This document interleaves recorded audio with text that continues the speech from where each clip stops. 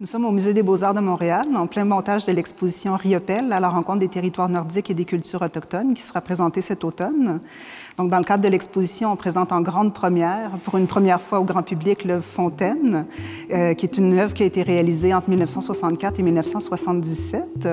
L'œuvre était restée dans l'atelier de Saint-Cyr-en-Arty, en banlieue parisienne, dans l'atelier de l'artiste, pour ensuite être rapatriée au Québec, dans son atelier de l'Estérel, il y a une quinzaine d'années. Donc, elle y est restée jusqu'à aujourd'hui, jusqu'à cette exposition où on la met en lumière. Riopelle débute la création de la fontaine en réutilisant des chapes de plâtre qui avaient été réalisées pour la fabrication de deux sculptures en bronze, soit la Victoire et le Sphinx et la Défaite. Dans le processus de fonte d'un bronze à la cire perdue, Riopelle modèle d'abord des terres qui seront moulées dans le plâtre, et ce sont ces chapes de plâtre-là qui vont servir à couler le bronze. Donc Riopelle les récupère pour ensuite assembler le corps de la sculpture, la fontaine. En 1971 et 1972, Riopelle va faire deux interventions supplémentaires sur la fontaine. Il va d'abord la polychromer et ensuite rejoindre ses différentes parties par un ensemble de réseaux de cordage. Ce sont deux interventions qui rappellent sa production du moment avec la série Jeu de ficelle, qui est une série inspirée par le jeu de l'Ayarak, pratiqué par les Inuits.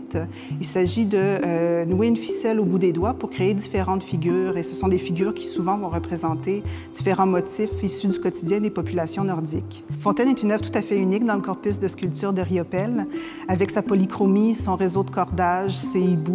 L'œuvre condense un ensemble de motifs nordiques qui vont marquer la production des années 70. Elle s'intègre donc très bien dans cette exposition et nous sommes très heureux de la présenter pour une première fois au public. Fontaine est arrivée cet été au musée. Quand elle est arrivée, elle était très encrassée, un encrassement normal, accumulé au cours des années, de dizaines d'années. Et cet encrassement rendait en fait la sculpture assez terne, lui a fait perdre beaucoup de sa puissance, beaucoup de sa luminosité. On a donc fait un nettoyage qui a permis de retrouver les valeurs, la différence des valeurs entre les couleurs, et donc de jouer beaucoup plus sur les blancs, les gris et les noirs et les jeux, les vibrations qu'il y a entre ces couleurs. En outre, un des problèmes majeurs qu'il y avait, c'était des problèmes structurels, notamment sur la petite sculpture, qui est beaucoup plus en équilibre. Et malheureusement, elle a subi un choc qui a occasionné des bris, des fissures et des éléments qui étaient en perte de solidité. On a donc consolidé la pièce de manière à ce que les éléments qui étaient un petit peu en porte-à-faux et qui risquaient de tomber soient fermement maintenus et que l'intégrité de toute la structure soit assurée. Les cordages ont été coupés au moment où la pièce a dû être transportée d'Europe jusqu'au Québec. Et tout ce jeu de cordes et de liens et de tensions que Riopelle, qui était si important pour Riopelle, on l'a perdu.